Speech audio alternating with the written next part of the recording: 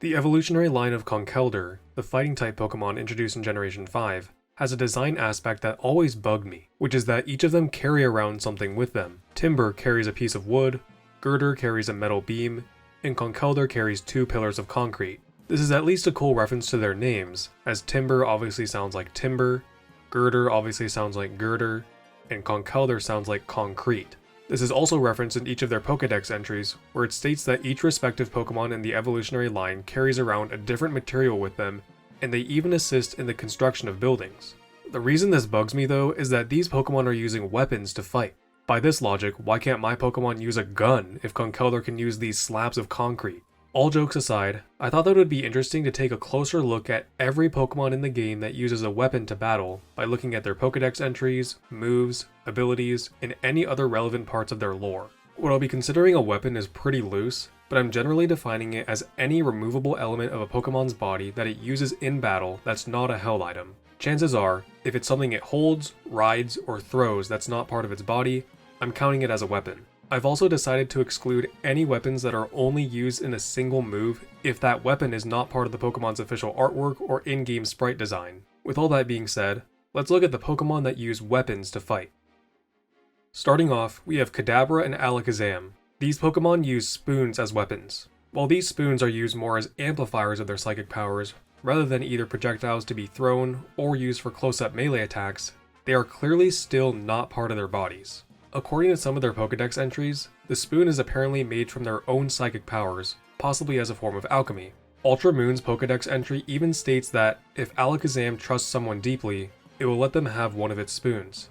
Anything you eat with that spoon is apparently delicious. Spoons being used in regard to having psychic powers isn't anything new, as it is a reference to spoon bending, a common trick used by magicians to claim that they have psychic powers.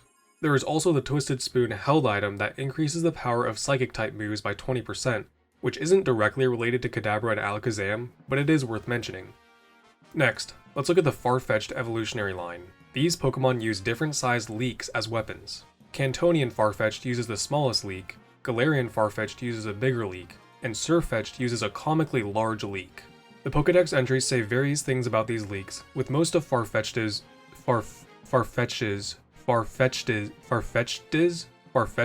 whatever, with most of the Pokédex entries of Farfetch'd saying how it guards that leek with its life and it uses it as a weapon to fight off attackers, or as a tool to cut things. Surfetch'd not only uses a massive leek as a sword, but it uses a leek stalk as a shield, obviously a reference to the game in which it comes from, Sword and Shield. Its Pokédex entries talk about how, when the leek withers, it will retire from combat, and how the leek stalk is both weapon and food. Doesn't seem very sanitary to me, but go for it I guess. Farfetch'd and Surfetch'd also have a signature held item, none other than the leek, which increases their critical hit ratio by 2 stages, the only item in the game with this property. So does giving them this item make them hold 2 leeks then? What about Surfetch'd? How does it hold the second leek if its hands are already full? Or maybe it replaces the existing leek with its new leek? Who knows? Anyway, let's look at Cubone and Marowak next. Cubone is known to be wearing the skull of its dead mother on its head like a helmet, but a helmet is more defense than offense, so I wouldn't really consider it a weapon, especially since the skull fuses with Cubone's body when it evolves into Marowak. What I want to talk about is the bone that they hold in their hands. While Cubone's Pokédex entries focus entirely on its dead mother and doesn't even mention the bone it holds at all, Marowak's Pokédex entries say quite a few things about the bone, with most of them saying that it is Marowak's key weapon, using it as a boomerang to throw at opponents. One of those opponents being Mandibuzz. In Pokemon Moon and Ultra Sun, the Pokédex entry describes Mandibuzz as Marowak's natural enemy, throwing bones at it likely in an attempt to avenge its parent. So chances are, Mandibuzz is the one that killed Cubone's mother. If you look at Mandibuzz's Pokédex entries also from Moon and Ultra Sun, it's described to have the bones of Cubone in its nest, with Cubone being its food of choice. This took quite the morbid turn, but let's get back on track to the focus of this video, Pokemon using weapons. This evolutionary line has 3 signature moves, all of which involve bones: Boomerang, Bone Club, and Shadow Bone. It would be 4 signature moves with Bone Rush, but 2 other Pokemon learned this move starting in Generation 4, one of them being Mandibuzz. Cubone and Marowak also have a signature held item, the Thick Club, which doubles their attack stat.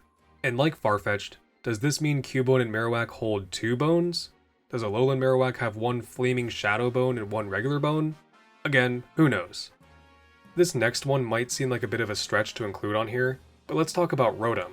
Rotom is an electric ghost-type Pokemon that changes form depending on what appliance it possesses. Fire for an oven, ice for a fridge, water for a washing machine, flying for a fan, and grass for a lawnmower. In addition to changing type, Rotom's base stat total also increases by 80, from 440 to 520. The reason I was hesitant to include Rotom on this list is that it's debatable as to if this counts as a weapon. We've seen Rotom possess other devices like with the Rotom Bike in Sword and Shield, the Rotom Phone in Scarlet and Violet, and the Rotom Drone in the anime. So I'm just wondering what other appliances or devices Rotom could possess. Like, could it possess an air fryer, or a blender, or a car, or maybe even a tank? A video idea I had for a while but never really knew if it would be at all interesting is a what if Rotom had a form for every type theory crafting video, so let me know if that's something you'd like to see. Next, let's look at Dracloak and Dragapult. These Pokemon use other Dreepy on their heads as weapons. Dracloak has one Dreepy on its head, and Dragapult has two that reside in the holes of its horns. According to the Pokédex, it appears that Dracloak and Dragapult take care of Dreepy when they are young, and only Dragapult uses them as weapons, where they are projectiles to fire at opponents, something they enjoy taking part in. This characteristic is evident in Dragapult's signature move, Dragon Darts, where it fires both of its Dreepies at the opponent. Dracloak simply takes care of them, and if it ever doesn't have a Dreepy on its head, it will freak out and find any nearby Pokemon to take care of. I really wonder what the relationship is though between the Dreepy and either the Dracloak or Dragapult whose head it sits on, as it could either be parent-child, older sibling, younger sibling, teacher-student, complete strangers, or something else. Let me know in the comments what you think the relationship is between these Pokemon. Next, we have Rillaboom. Rillaboom uses a drum and drumsticks as weapons. Its pre-evolved forms kinda use a branch as a weapon, but you could argue that it's part of their bodies that they can detach and use for combat. Rillaboom, on the other hand, has a full-on drum set that it pulls out in battle. This type of drum is likely a reference to Japanese taiko, a type of drum commonly used at parades and festivals. The Pokédex states that by drumming, Rillaboom is able to tap into the power of a special tree stump. This is especially evident in the animation of Rillaboom's signature move, drum beating. It doesn't use the drum or drumsticks as weapons directly, but more as a way to channel power of a tree's roots and vines to attack opponents. It also has a Gigantamax form where its drum set has closer resemblance to a modern rock drummer, just, made of wood and branches. Lastly, we have the Tinkaton evolutionary line. These Pokemon use a hammer as a weapon. As Tinkaton goes through its evolution path, its hammer gets bigger and bigger. It is even straight up referred to as the hammer Pokemon. This hammer is stated to have a weight of 220 pounds, which would mean that Tinkaton itself only weighs 28.7 pounds if its weight includes the weight of the hammer.